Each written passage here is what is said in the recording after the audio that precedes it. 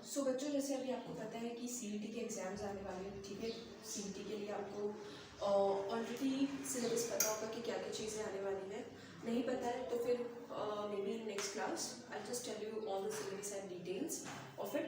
चलो स्टार्ट करते हैं। सबसे पहला चैप्टर जो हमें करना है which is equally very important, you know, CET के लिए भी ज़रूरी है, और जो बच्चे नीट की प्रिपरेशन कर रहे हैं या जेई की प्रिपरेशन कर रहे हैं उनके लिए भी वो चैप्टर इक्वली क्या है, इम्पॉर्टेंट है। So let me just check the PDF। See सबसे पहला हम स्टार्ट करते हैं चैप्टर बायोमोलिक्यूल्स से, ठीक है। Let me just check the PDF of it, biomolecules. Yes, see आप सभी को दिखाई दे रहा होगा ये जो चैप्टर है बायोमोलिक्यूल, ये आप महाराष्ट्र बोर्ड के टेक्स्ट बुक देखोगे तो उसमें आपको इजीली मिल जाएगा। वहाँ पर आपको क्या करना है, पेज नंबर 298 जब भी आप सर्च करोगे तो आपको ये बायोमोलिक्यूल चैप्टर मिलेंगे। सीईटी देखो सबसे ज़्यादा इंपॉर्टेंट क्या है ना, आपका कंसेप्ट क्लियर होना चाहिए। Once your concept are clear, क्या होगा उससे आप क्वेश्चन को इजीली क्या कर सकते हो, रेक्टिफाई करके उसका आंसर टिक कर सकते हो। ये MCQ बेस्ड क्वेश्चन होता है, ठीक है। जेई और नीट के कंपैरिजन में काफ़ी ज़्यादा इजी होता है। तो यहाँ पर आपको एक चीज़ ध्यान देनी है, कंसिस्टेंट प्रैक्टिस और PYQ previous year question paper, ये सॉल्व करना बहुत ज़रूरी है, मैंडेटरी है अगर आप चाहते हो कि आपके अच्छे मार्क्स आए सीईटी में।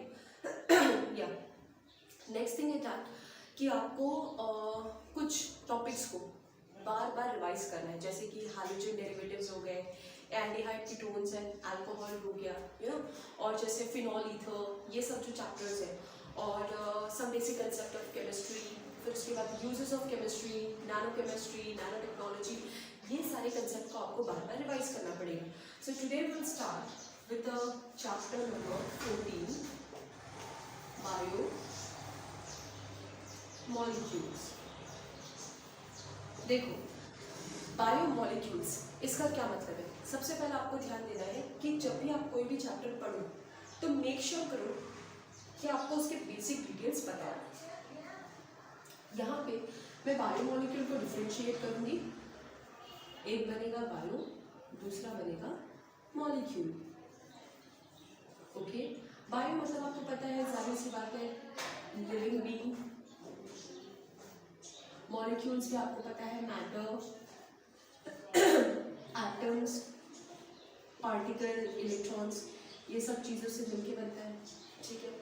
तो यहाँ पर हमें क्या स्टडी करना है, वो मॉलिक्यूल्स के बारे में जो कि लाइफ को क्रिएट करते हैं या फिर लाइफ को रेगुलेट करते हैं। So what will be the definition for biomolecule, मैं आपको अच्छे से बता दूँ, उसको ध्यान से सुनो। क्या है बायोमोलिक्यूल का definition. Biomolecule is a lifeless molecule which is combined in a specific manner to produce life or regulate the biological reactions। क्या हुआ इसका मतलब, देखो बायोमोलिक्यूल से क्या होते हैं, नॉन लिविंग मॉलिक्यूल होते हैं, ठीक है।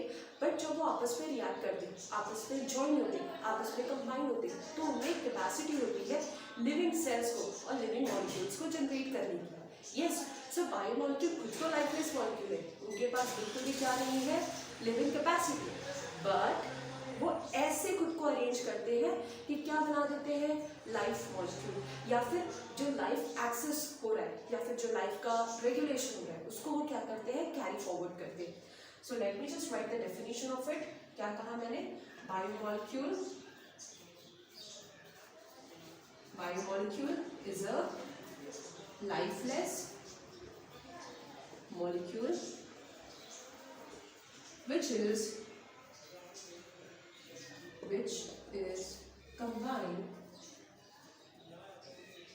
which is combined in a specific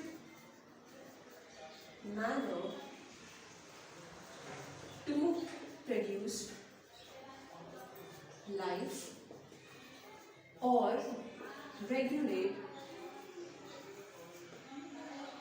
biological reaction। I hope it is visible to you।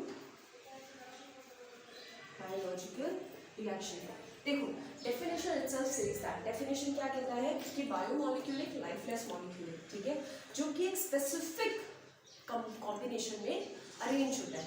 Yes, specific combination में अरेंज होने के बाद या तो वो लाइफ को प्रोड्यूस करता है या फिर लाइफ से रिलेटेड एक्टिविटीज को, बायोलॉजिकल एक्टिविटीज को क्या करता है, वो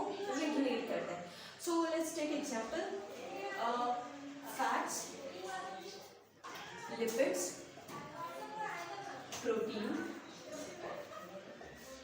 carbs, or you can just write carbohydrate. Sometimes you may consider vitamin, etc. Okay, so ये जितने भी molecule हैं, these are what? Biomolecules. These biomolecules can regulate or lead a life. ठीक है, जब ये सारी चीजें परफेक्ट अरेंजमेंट में क्या होती है, अटैच्ड होती है, तब जाकर के क्या होता है, लाइफ का रेगुलेशन स्टार्ट होता है. Is that clear? तो अभी जैसे मैंने आपको एक्सप्लेन किया बायोमोलिक्यूल की डेफिनेशन क्या है, I give you some example of it. Let's move into the chapter.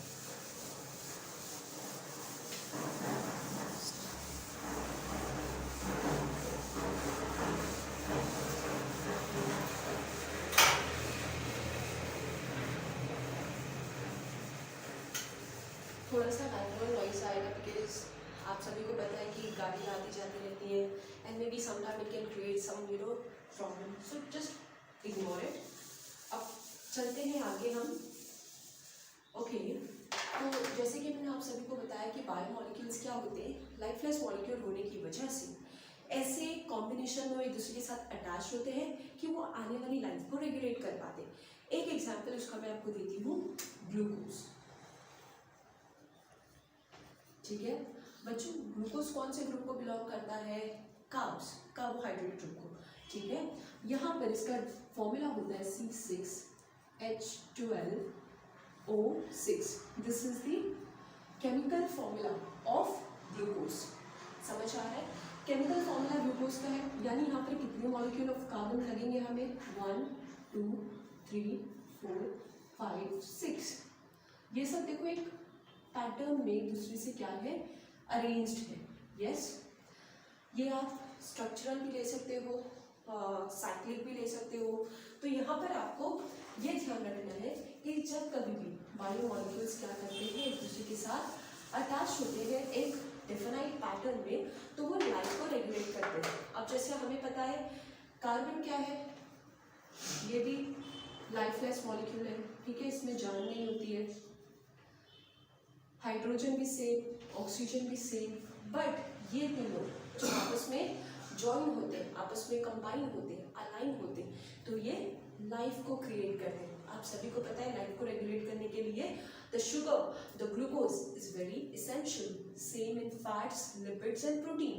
Fats आपको पता है कॉम्बिनेशन ऑफ फैटी एसिड्स के एडिपोज टिश्यूज में प्रेजेंट रहते हैं. फिर जो ग्लूकोज है उसके भी डिफरेंट टाइप्स हैं. ठीक है, डिफरेंट डिफरेंट तरीके के ग्लूकोज हमें चाहिए होते हैं, जैसे कि सुक्रोज, माल्टोज, फ्रक्टोज. हाँ, प्रोटीन. प्रोटीन सबसे पहला आपको ध्यान रखना है, प्रोटीन हमारी मसल बिल्डिंग के लिए, मसल रिकवरी के लिए बहुत ज़्यादा इंपॉर्टेंट है. एज वेल एज प्रोटीन का यूज किस में होता है? DNA synthesis, RNA synthesis. तो हमारा जो जेनेटिक मटेरियल है वो भी बायोमोलिक्यूल्स के कॉम्बिनेशन से ही मिलकर के बना हुआ है. Is that clear to you? Okay, so let me just proceed with the chapter. यहाँ पर देखते हैं क्या कहा गया है कि हाँ, कुछ क्वेश्चंस हैं जो कि हमें पूछे गए पहले कि what are the constitution of balance diet. हमारी डाइट में क्या क्या चीज़ों का इन्वॉल्वमेंट होना चाहिए? तो जाहिर सी बात है, एक हेल्थी डाइट में 4 से 5 चीज़ों को आपको हमेशा से इंक्लूड करना है. सबसे फर्स्ट, प्रोटीन. प्रोटीन आपके बॉडी को चाहिए ही चाहिए, चाहे आप किसी भी एज ग्रुप को बिलोंग क्यों ना करते हो. अगर आपकी बोन डेंसिटी सही रहेगी, आपके मसल डेंसिटी सही रहेगी, तो आपका बॉडी क्या रहेगा? Physically active and healthy. ठीक है, protein is very essential for our muscle, bones, calcium. At the same time we require carbohydrate. ठीक है, फैट्स भी हमारे लिए ज़रूरी है. अब आप लोग पूछोगे मैम हमारे लिए फैट कैसे ज़रूरी हुआ? हम तो फैट को डिसॉल्व करने का काम करते हैं, रनिंग करते हैं, एक्सरसाइज करते हैं, योगा करते हैं. ठीक है, और कितने ऐसे लोग हैं जो बोलते हैं कि फैट तो अनहेल्दी होता है, अच्छा नहीं होता है, वो तो बॉडी में रहना नहीं चाहिए. बट नहीं बच्चों, हमारी बॉडी को फंक्शन करने के लिए फैट भी एक बहुत इम्पॉर्टेंट रोल प्ले करता है. अगर हमारे बॉडी में फैट ना रहे तो हमारे बॉडी के कुछ एक्टिविटी प्रॉपरली फंक्शन नहीं कर पाएगी. फॉर एग्जाम्पल फैट का काम क्या होता है, इंसुलेशन प्रोवाइड करना, यानी मान लो ज़्यादा ठंडी आ रही है, ज़्यादा हीट एनर्जी आ रही है, ठीक है, ज़्यादा गर्मी हो रही है, ज़्यादा ठंडी लग रही है, तो वहाँ पर जो हमारे स्टोर फैट है वो क्या करेंगे, हमें इंसुलेशन प्रोवाइड करेंगे। यस, साथ ही साथ में क्या होता है, फैट करंट को एब्जॉर्ब करने का भी काम करता है। अगर हमारे बॉडी में फैट है तो जो भी करंट, मान लो हम गलती से किसी करंट को टच कर लिए या इलेक्ट्रिसिटी अप्लायंसेस को टच कर लिए, तो वो हमें उससे प्रोटेक्ट करने का काम करेगी, ठीक है, वो एब्जॉर्ब कर लेगा मोस्ट ऑफ द करंट को और आपकी बॉडी को इतना फील या महसूस होने नहीं देगा। सेकेंड चीज़, फैट हमारे वाइटल ऑर्गन्स को मैकेनिकल शॉक से, इंटरनल इंजरीज से प्रोटेक्ट करता है। जैसे कि हार्ट हो गया, हार्ट पे भी फैट की कोटिंग होती है, लेयर होती है, जो क्या करता है, हार्ट को इंजरीज से प्रोटेक्ट करता है। Same with brain, kidney and the other vital organs. समझ में आ रहा है? तो यहाँ पर फैट का भी हमारे लाइफ में बहुत ही ज़्यादा इम्पोर्टेंट क्या है, फंक्शन है। इतना ही नहीं, हो सकता है वो लोग आपसे एग्जाम में पूछे कि why are body storing fat, हमारा बॉडी फैट क्यों स्टोर करता है। सी, हमारी बॉडी को क्या पता है कि हो सकता है कोई ऐसी सिचुएशन आए कि जब हमें खाना ना मिले खाने को, या हमें स्टार्वेशन पे जाना पड़े, यानी भूखा रहना पड़े, तो हमारी बॉडी सर्टन एरियाज में फैट को as a fix deposit store करके रखती है। और जब भी हम भूखे होते हैं, उपवास में होते हैं, तो वहाँ से वो एनर्जी क्या करती है, फैट्स को डिसॉल्व करके शुरू कर देती है गेन करना। सो यहाँ पर मैंने आपको फैट के बारे में जितनी भी इंफॉर्मेशन है सब बता दी है। इसका भी आपको नोट्स मिल जाएगा। फॉर नाउ आपको क्या ध्यान रखना है कि these are the essential molecules. थोड़े ट्रेस अमाउंट में हमें मिनरल्स भी चाहिए होते हैं, ठीक है, विटामिन्स भी चाहिए होता है। ये सारी चीज़ें हमारे बैलेंस डाइट के लिए इम्पॉर्टेंट है। अगर ये सारी चीज़ों में हमें किसी भी चीज़ की डेफिशिएंसी हो गई तो बहुत ड्रास्टिक प्रॉब्लम हो सकती है इनसाइड आवर बॉडी। इतना समझ में आया? Is that clear? ओके, तो फर्स्ट क्वेश्चन हमने सॉल्व कर दिया। Second question, what are the products of digestion of carbohydrate. यानी क्वेश्चन क्या है, ध्यान से सुनो। जब भी कार्बोहाइड्रेट का डाइजेशन होता है तो उसके क्या क्या प्रोडक्ट बनते हैं, यानी डाइजेशन होने के बाद after digesting carbohydrate what you will obtain, definitely it's glucose, energy. Yes, next, which constitution of diet is useful for building muscles. मैंने लेक्चर के स्टार्टिंग में ही बताया कि protein is very essential for muscle building, for genetic genetic material synthesis. ये सारी चीजें आपको ध्यान रखनी है। आगे, Which constitution of diet is a source of high energy? कौन से इन सब में हमें सबसे ज़्यादा हाई एनर्जी मिलती है? तो आपको पता रहेगा instant energy will be given by sugar molecule.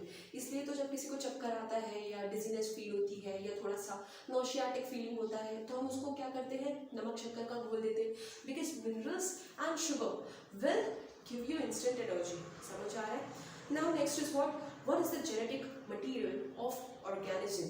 ये क्वेश्चन बहुत बार पूछा गया है कि what will be the genetic material of an organism. तो यहाँ पर मैं आपको बताऊंगी जेनेटिक मटेरियल होता क्या है और ये कैसे सिंथेसिस होता है। ठीक है, जेनेटिक मटेरियल आपको इतना ध्यान रखना है, DNA and RNA. DNA stands for deoxyribonucleic acid which is double stranded. RNA stands for ribonucleic acid. तो हम ये सारे जितने भी क्वेश्चंस थे येलो बॉक्स वाले, we have done all this questions. Okay, मैंने आपको सारी चीज़ें एक्सप्लेन की है।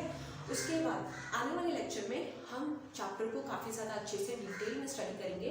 फॉर नाउ आपको अंडरस्टैंड करना है कि क्या अब तक हमें पढ़ा, बायोमॉलिक्यूल्स में ग्लूकोज का क्या इंपॉर्टेंट है, कैसे लाइफलेस मॉलिक्यूल जैसे कार्बन, हाइड्रोजन, ऑक्सीजन, लाइफ जैसे मॉलिक्यूल ग्लूकोज को क्रिएट करते हैं। उसके बाद हमने देखा कि बैलेंस डाइट के लिए हमें क्या क्या चीज़ें ज़रूरी है, protein, calcium, carbohydrate, fats, mineral, vitamins. Minerals में आते हैं some kind of salts like sodium salt, calcium salt, ये चीज़ें बहुत इंपॉर्टेंट है। फिर जेनेटिक मटेरियल में भी क्या होता है, जेनेटिक मटेरियल में भी बायोमॉलिक्यूल का बहुत ही बड़ा वाइटल रोल है, तो वो हम स्टडी करेंगे आने वाले लेक्चर में। So please check the video. और उसके बाद आपको जो कोई भी डाउट लगता है, आपको किसी भी चैप्टर का अगर रिविजन चाहिए, नोट्स चाहिए, please let me know in the comment section. I will definitely sort it out. Okay.